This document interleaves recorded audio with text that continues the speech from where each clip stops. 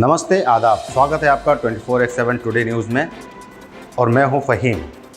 जी दोस्तों, फ़िलिस्तीन और इजराइल के बीच युद्ध विराम लग चुका है।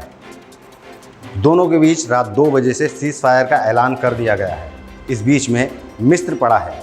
मिस्र दोनों देशों में जाएगा, इजराइल और फ़िलिस्तीन में भी, और वो चेक करेगा कि दोनों में से कोई भी सीज़ फायर का उल्लंघन तो नहीं कर रहा है। हालांकि इजराइल से जब अमेरिका ने, जो बाइडेन ने कहा था जंग रोकने के लिए, तो इजराइल ने मना कर दिया था और उसने हमास को पूरी तरह ख़त्म करने के लिए ही कहा था। लेकिन जब देशों का प्रेशर ज़्यादा पड़ा तो इसमें दोनों ने सीज़ फायर का ऐलान कर दिया है। रात 2 बजे से जंग रोक दी गई है। ये बहुत बड़ी खबर है क्योंकि इस जंग में दोनों देशों का ही नुकसान हो रहा था।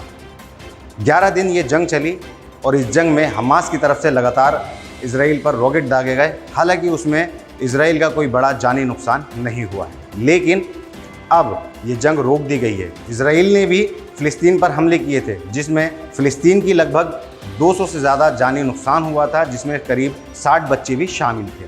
लेकिन अब इस युद्ध को विराम लगा दिया गया है। ये युद्ध विराम हो गया है और दोनों देशों की तरफ से सीज़ फायर का ऐलान कर दिया गया है। इस बीच में मिस्र पड़ा है। आपको हम एक बार फिर बता दें, इस बीच में मिस्र पड़ा है। हालांकि पहले जो बाइडेन ने जब इजराइल को जंग रोकने के लिए कहा था तो इजराइल के प्रधानमंत्री नेतन्याहू ने मना कर दिया था, लेकिन अब रात 2 बजे से जंग रोक दी गई। दोस्तों, हम आपको बताएंगे कि अफ़गानिस्तान में से तालिबान कैसे निकला और फ़िलिस्तीन में से इजराइल कैसे बना। इन दोनों देशों की कहानी लगभग एक सी ही है। तो आप हमारी वीडियो के साथ बने रहिए और देखिए ये ख़ास रिपोर्ट।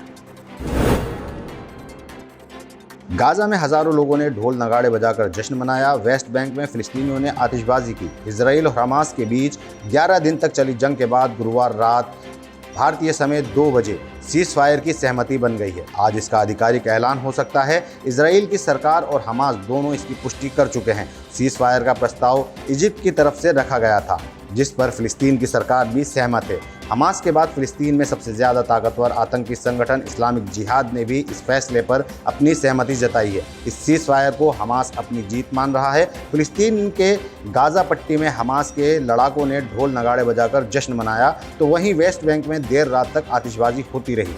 हमास की पॉलिटिकल विंग में दूसरे नंबर की हैसियत रखने वाले खलील अल हाया ने कहा, लोगों का जश्न मनाना गलत नहीं है, ये जीत की खुशी है। खलील ने कहा कि इजराइल की एयर स्ट्राइक में तबाह हुए घरों को बनाने का काम जल्द शुरू किया जाएगा। जंग के 11 दिनों में गाज़ा पट्टी से 1,20,000 लोग पलायन कर चुके हैं।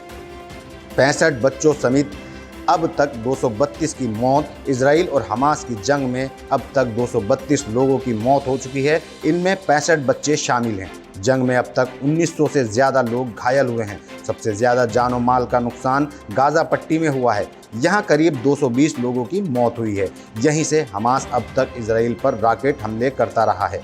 हमास के हमले में इजराइल के 12 लोगों की मौत हुई है। इसमें 2 बच्चे, 1 सैनिक, 1 भारतीय महिला और थाईलैंड के 2 लोग भी शामिल हैं। हमास ने इजराइल पर कुल 4,300 रॉकेट दागे हैं।